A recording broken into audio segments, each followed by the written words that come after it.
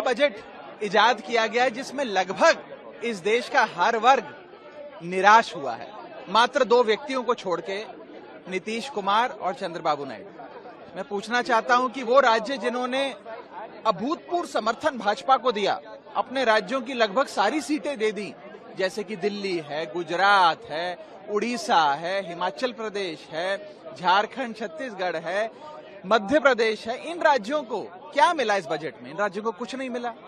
और जिन राज्यों ने भाजपा को इतना समर्थन नहीं दिया, या जिन राज्यों के समर्थन से सरकार मुश्किल से चल पा रही है, जैसे कि बिहार और आंध्रा, उनको सब कुछ लुटा दिया गया।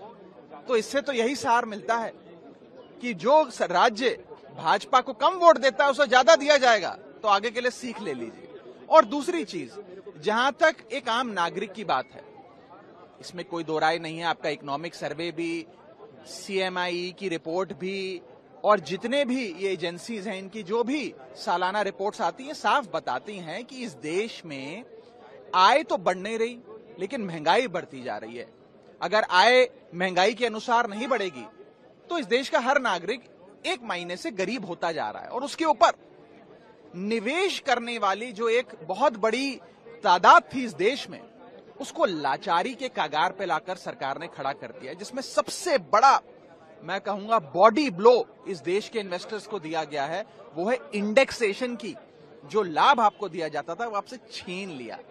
इंडेक्सेशन छीनना इन्वेस्टर्स पे टैक्स लगाना नहीं, इन्वेस्टर्स को पीनलाइज करने जैसा है। आप इंडेक्सेशन रिमूव करके एक महीने में इन्फ्लेशन पे भी टैक्स ले रहे हैं।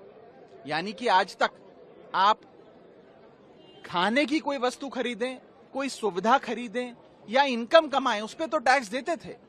अब आप महंगाई, जो इन्फ्लेशन बढ़ रही है, उस पर भी टैक्स दे रहे हैं, क्योंकि आपसे इंडेक्सेशन की जो एक लाभ आपको दिया गया था, वो आपसे सरकार ने छीन लिया है। तो कुल मिलाकर इस बजट ने लगभग हर तबके को नाराज किया है। सर, दिल्ली के हिस्से में क्या है? दिल्ली के हिस्से में खास तौर पे, दिल्ली वो राज्य जो शेयर इन सेंट्रल टैक्सेस में लाखों करोड़ों रुपए केंद्र सरकार के खजाने में जमा कराता है, दिल्ली वाले जमा कराते हैं, उनका शेयर इन सेंट्रल टैक्सेस जो उन्हें मिलना चाहिए, उसके लिए कुछ भी नहीं मिला। वो 20 साल से जितनी राशि मिलती थी, करीब 350-400 करोड़ मिलती है, बस उतनी ही मिलती है।